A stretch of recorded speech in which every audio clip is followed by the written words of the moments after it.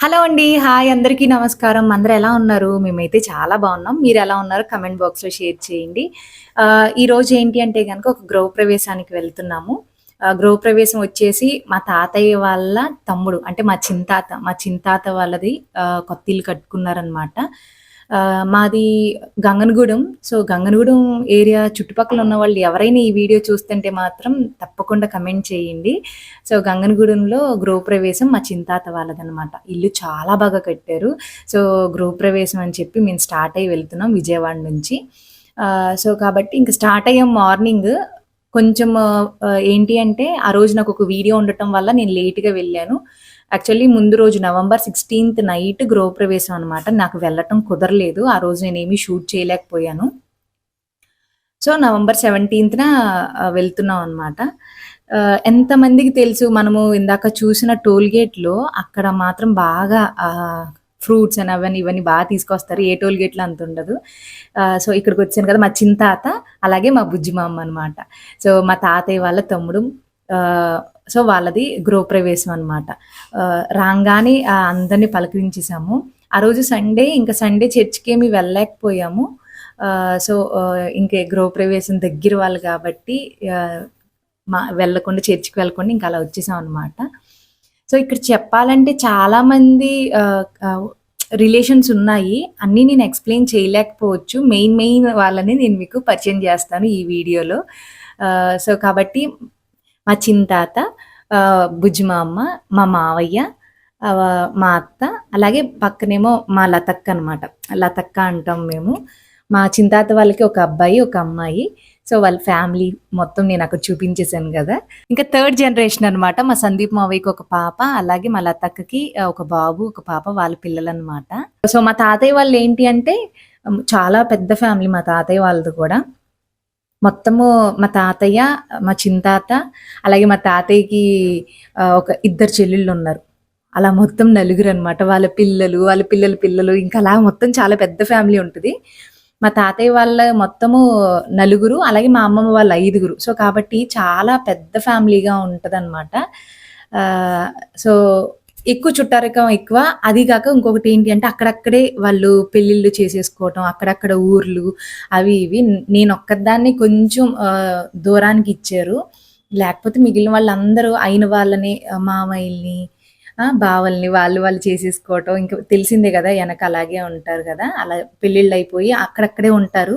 ఏ ఫంక్షనొచ్చినా గూడా అందరం కనిపిస్తూ ఉంటాము. నేను అంతకుముందు కర్ణాటకలో ఉండటం వల్ల నేను ఎవ్వరి ఫంక్షన్స్‌కి వెళ్ళలేకపోయాను. సో, జూన్‌లో మేమిక్కడ వచ్చేసాం కదా! విజయవాడకి. సో, ఇక్కడ నేను అందరిని కలవటం, నాకు కూడా చాలా హ్యాపీగా అనిపించింది. నన్ను దూరానికి ఇచ్చినా గూడా ఇంక విజయవాడ వచ్చేసిన తర్వాత ఇంక అందరిని కలవటం అనేది చాలా హ్యాపీగా ఉంది. ఏంటి అంటే ఇక్కడ అమ్మమ్మ వాళ్ళ ఇల్లు గదా!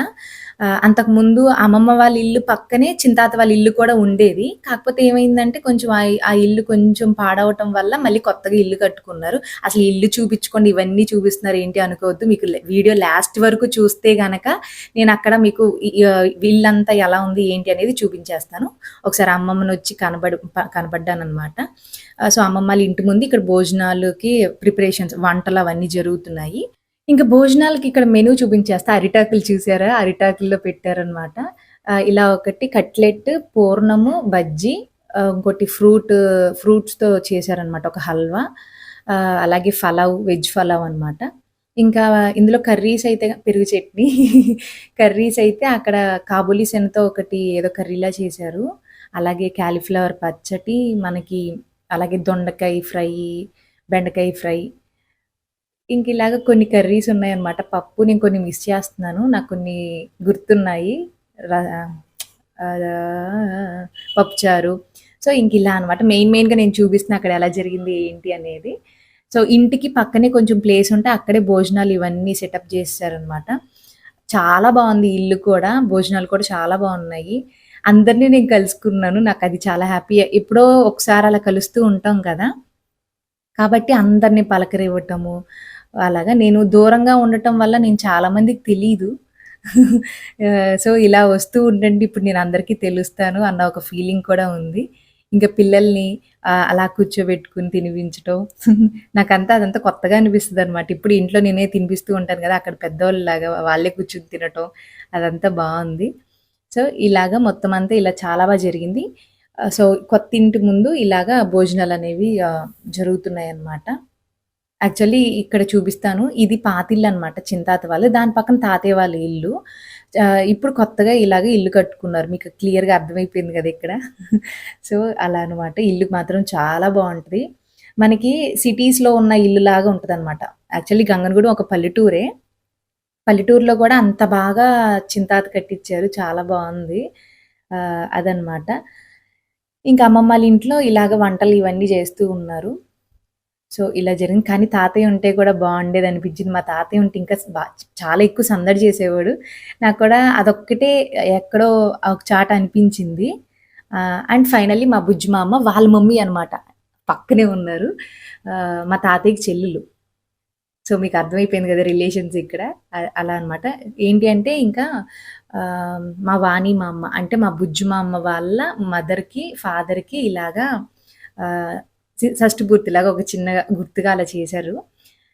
సో, ఆ వీడియోస్ కూడా ఇక్కడ నేను ఇంక్లూడ్ చేసేస్తున్నాను. పెద్దవాళ్ళ ఆశీర్వాదం తీసుకోవటం చాలా మంచిది. అలా మేము కూడా తీసుకున్నాము.